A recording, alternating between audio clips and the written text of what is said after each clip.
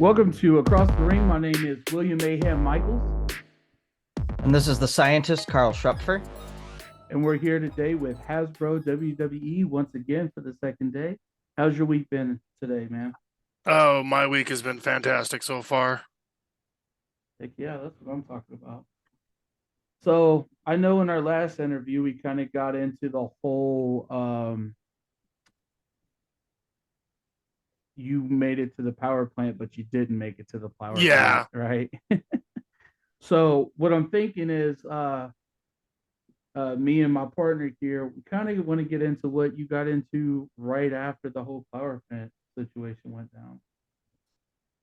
When the power plant closed, that meant the end of WCW at the same time, which to some fans was, oh, we lost another company we can watch.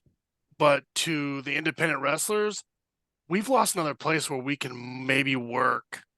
So it changed a bunch of people's plans, and it was, all right, how do we make it to the next level? And for a lot of us, that was traveling farther out and farther out. And I ended up leaving the West Coast and heading to the East to try my luck out there. Where'd you end up first? I kind of hit the Bible Belt, like Louisiana, Mississippi, Alabama, just kind of Kentucky, through there first. the Yeah, around there. VW area. Yeah, OVW, which was kind of heading that way before I kind of landed in Florida, which was a good little base. Because it wasn't too long after all those big names came out: Batista, Lesnar, Cena. Yeah, Orton, stuff like that. Yeah, all those guys came from there, and it really was it was kind of a big deal because it was right before they switched over to FCW and they started the whole NXT thing.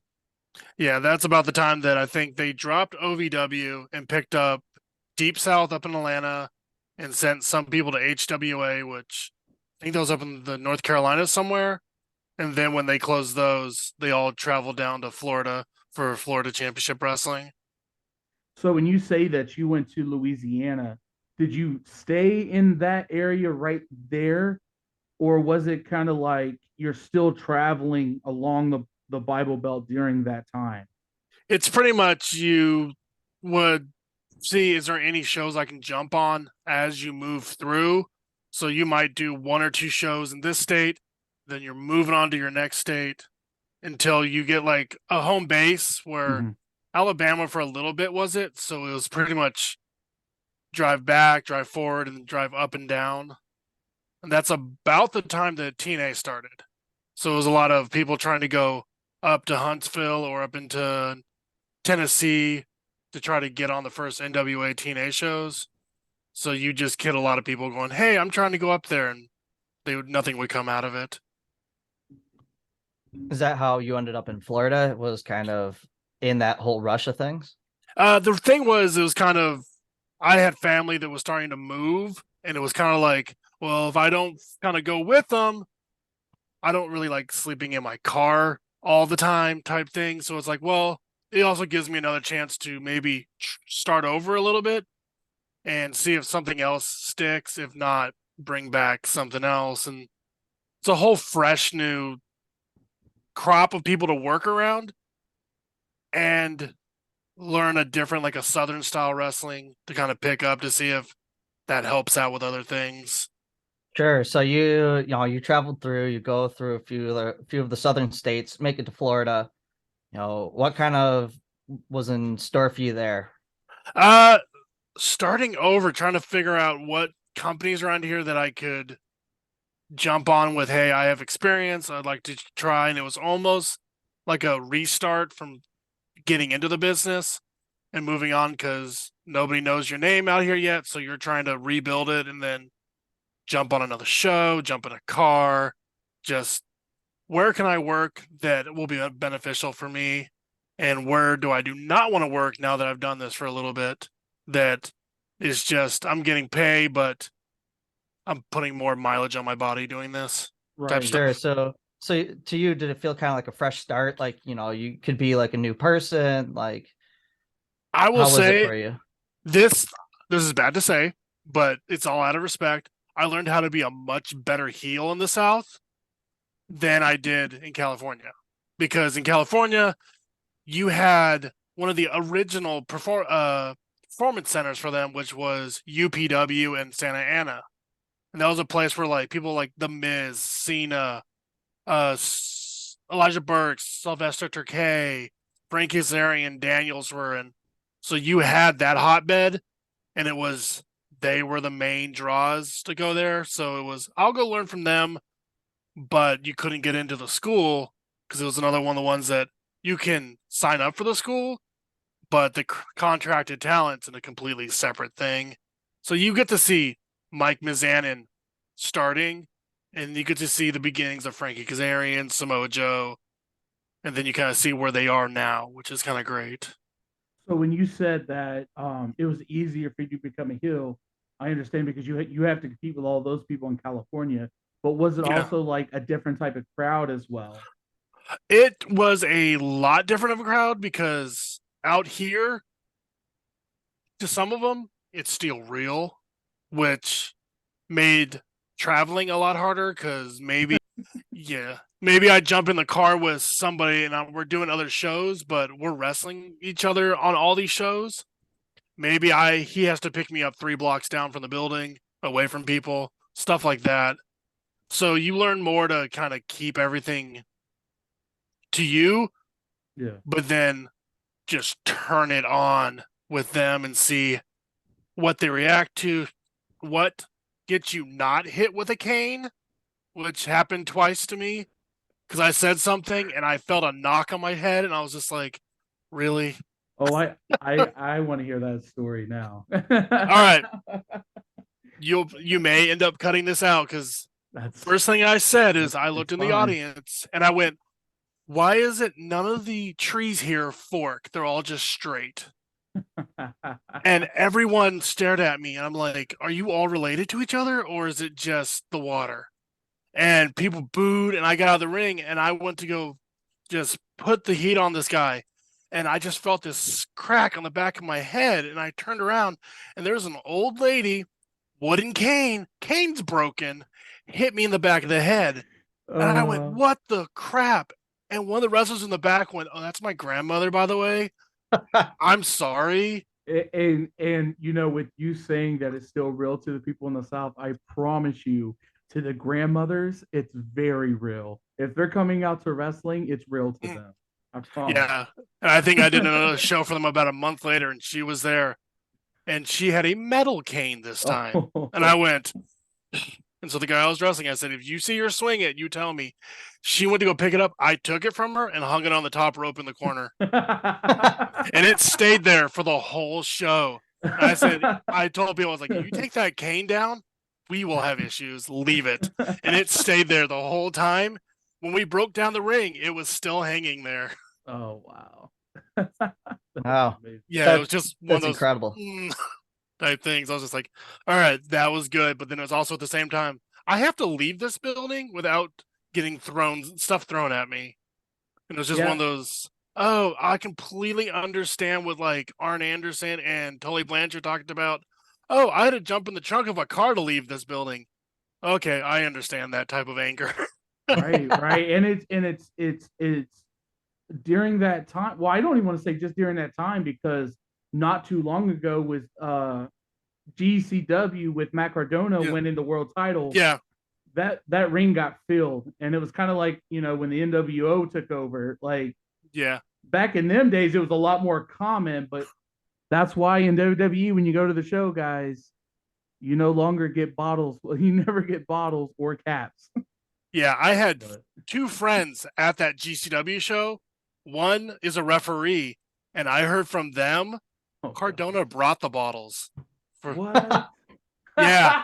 Because he knew what was going to happen at the end. And they said, like, it happened. And my friend was thinking, I don't really want to clean this up right now. Yeah. That's crazy. So yeah, you're in Florida. You got some crazy stories, fans coming after you. Were there any guys that you worked with that you had like, you know, really cool stories with or matches with while you were out there? I had one. His name was Alex Reynolds. Weirdly enough, the same guy as the Dark Order, but not the same guy. Our thing was I was his best friend through the whole thing, and it was his last chance to get a title. If he didn't win, he would no longer be able to have a title. It's going to be a triple threat. They allowed him to pick the third member, and he said, well, I'm going to pick my best friend to do it. So got down to the end of the match. He was getting ready for the win. I hit him with a Bradshaw clothesline. 1, 2, 3. I took the world title off of him. They booed me. I said, well, I guess you can go home now. Bye. And I left with the belt and him Oh in my the ring. God. People just crying and throwing stuff at me. And it was the end of that guy. That guy moved on to another state. And we just kept it up the whole time that he's no longer ever a world champion. Wow. That's That's incredible. Yeah, I was just like, oh, that played out so well. I was hoping it would not go south, and it went really well. You know, I kind of remember watching some show where they used to do that in Memphis with Jerry the King Lawler a lot, where if a guy got signed to a major corporation, it was like I quit match, but I can never wrestle in Memphis ever Yeah. again, type of thing. But those type of matches are always really interesting. As long as it's not one of those I quit matches and then they come back 2 weeks later on TV. You mean like Juan Cena? Yeah, those were interesting. So I know in our last interview that we were a part of, we kind of got into you and Marty. Tell us a little bit about that and what that was like. One of the good things about coming up on the independents is you get to work some of the people you grew up idolizing. You're like, oh, it's Marty Jannetty of the Rockers. I can't wait to do this. This is going to be great. I had my match with Marty. Marty showed up in Marty Jannetty fashion. As the match was going on, would not tell me anything, would not go in on it. And he calls, let's do a scoop slam. Picks up, and as soon as he slams me, he vomits on my face. Oh. And I look up at him, and he's just like, sorry. So I kind of roll out, wipe it off. And the whole time he's going, please don't kill me. And I'm like, I'm trying my best not to just pick him up, drop him on his head. But I was like, let's get through this. I get in the back, and he just looks at me. He goes, all right, that was fun, and leaves. I'm just like, oh, my friends are like, dude, did he just, yeah. I was like, I need to go take a shower. So I had to drive all the way back to my place to take a shower. And I was just like, really? I got to wrestle a legend, and he vomited all over my head. That's incredible. I think I've only ever heard of one other guy getting puked on in a ring. I was in Milwaukee, and I saw Beer City Bruiser. He took kind of a tough fall outside the ring. I think hit his head, and later was going for a slam and vomited on himself before slamming the guy. It's the only other time I've ever heard of someone vomiting in a ring like that. So it must be a pretty rare occurrence. It is. And a couple months later, another company, we were doing a match, and they had a referee who I think was the promoter's son. And we started to speed up the pace. The referee stopped and started throwing up in the ring because we blew him up by making him move. And we just stare at him, and he's just chunking all over the place. And we're going, how are we going to work around this? And all of a sudden he stops, and he's like, I'm good. Well, the middle of the ring had a giant puddle in it. So we were leapfrogging the puddle till we're like, all right, if someone's going to land to this, it's the referee. So we referee bumped him into it. And oh, no. And we're just like, you did it, man. You got to take it. And he's like, I mean, the promoter never booked us again because he's like, that was mean. We're like, no. No, what's mean is puking in the middle of my match. I said, your son should have turned around, stuck his head outside the ring, not do it in the ring. Yeah, we were like, maybe the third match. So there's a nice wet spot for the rest of the show. Oh. Yeah. Ooh. Wow. Yeah. You know, I was at WWE SmackDown when Edge came back in that Brood fashion, and he dumped all that blood all over the Miz. And I was just sitting there like, bro, there's no way they're getting that cleaned up. You know what I mean? I mean, I don't know. Yeah. I don't know how many aprons they got underneath that thing, but that was crazy. But I Yeah, I just see couldn't that. imagine. Yeah, I see that stuff and I go, oh, I feel bad for the rest of the people on this show because either they got to work around that or be very careful. Yeah. That gets slick. It's just like, come on, guys. Yeah, that's pretty gross. Another fun, like as we're talking about like funny wrestling stories, we had one that we were wrestling at a fair, and they put the ring in the rodeo arena, but didn't clean up from the night before. So it was a game between all of us. How are we going to knock somebody into the piles?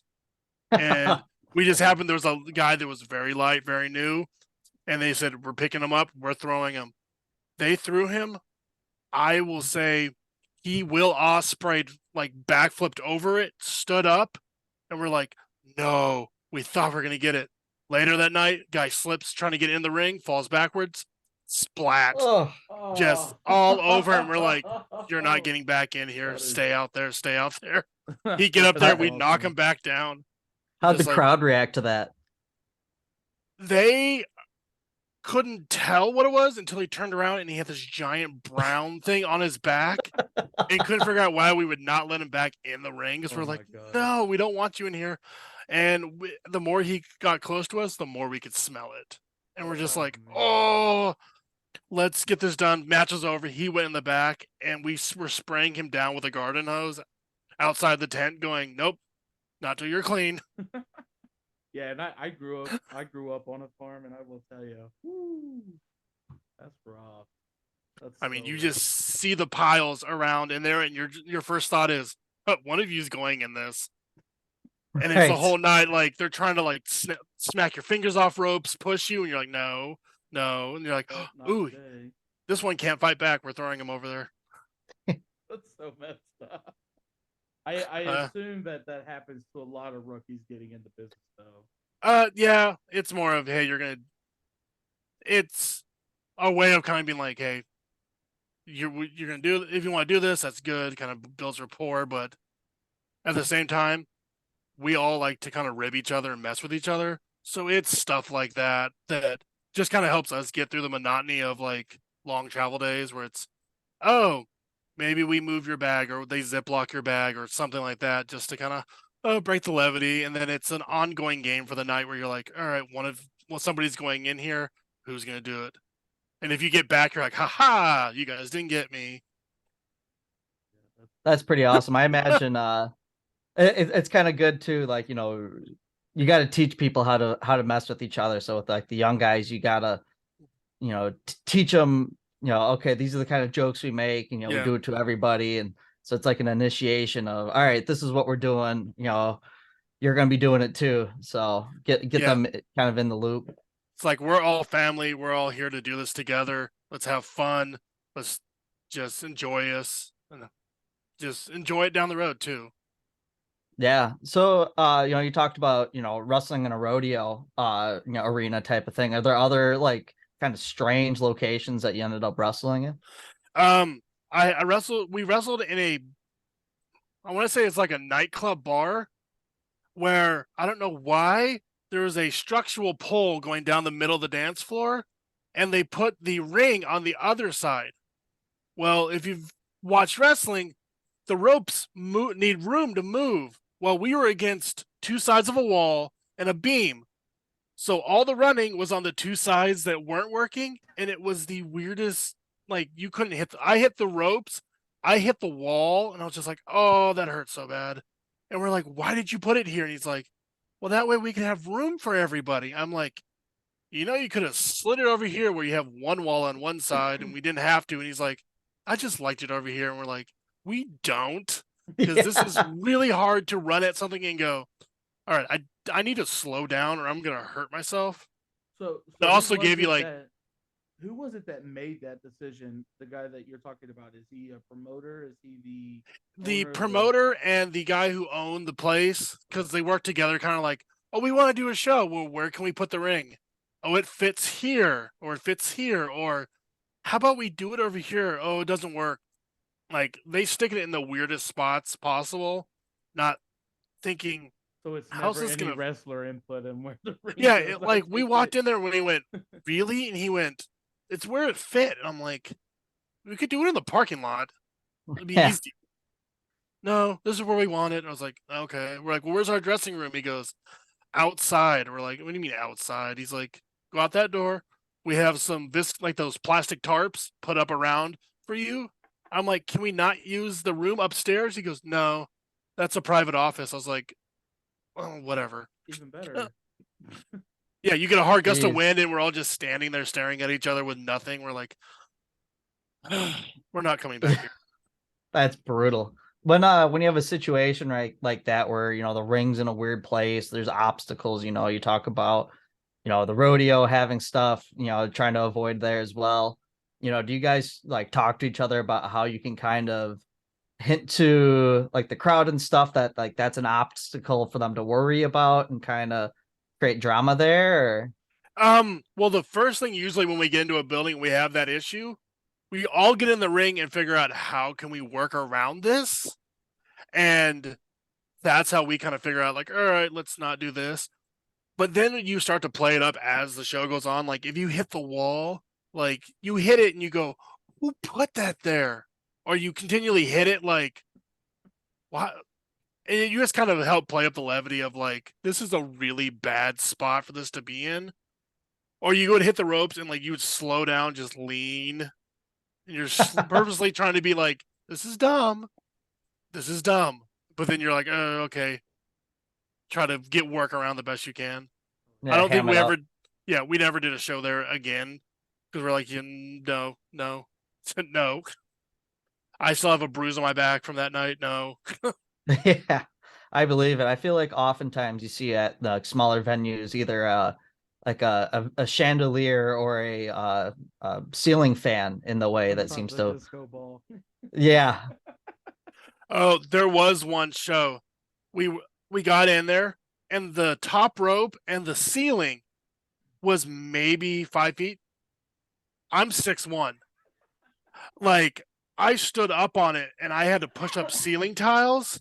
Oh And no. I'm like, how is this gonna work? And one of the guys says, "Oh, I have a great idea." It was like one of those like this like the push up ceiling tiles. Yeah, false He ceiling. moved it. He practiced for a good 20 minutes jumping. He jumped up the ceiling and through the other hole onto somebody. And he's like, that works. But we're like, all right. So like we just knocked a bunch of different random ceiling tiles out, trying to make it functional. Because if I stand up, I don't want to. I'm staring like above the ceiling. I'm like, no, I guess nothing off the top tonight. Like you go to dive over and people's feet are just kicking ceiling tiles everywhere. You're just like, Oh my goodness. That had to be a big repair bill for the property owner later. yeah, it was one of those like not our fault. We tried our best. Sorry. I I'm think sitting over here thinking, like, man, if somebody gets hurt, how they gonna pay the hospital bill? oh Jumping through yeah, holes and stuff, bro. it was just we tried the best because you get situations where you're like, this this isn't gonna work, or it's like a hard ceiling, and I'm like, I'm standing in the ring, and if I jump, I can headbutt the ceiling. I was like, you guys need a shorter ring for this place, not these big ones. And they're like, oh, we'll do it next time. You come back and it's like no ring, and you're like, how did you not have a ring for this? And they're like, we couldn't find a shorter one. I'm like, well, cool. Well, you can't find wrestlers either. We're leaving. Just like, oh, come on, guys, do better. Right. That, or we get some of the promoters who would not take care of the ring, and that was a big pet peeve of mine. They'd leave it in their backyard all the time, and it would rot, stuff like that.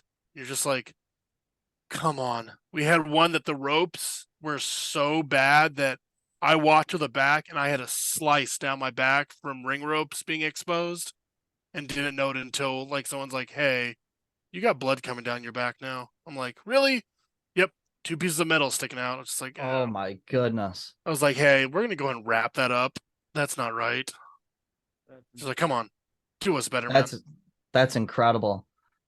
So Scott, I know that we talked about your wrestling. We see that you have a lot of stuff in the background, and that's something that we want to get into the next episode.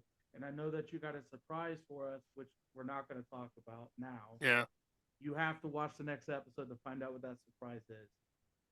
But what got you started into collecting the memorabilia?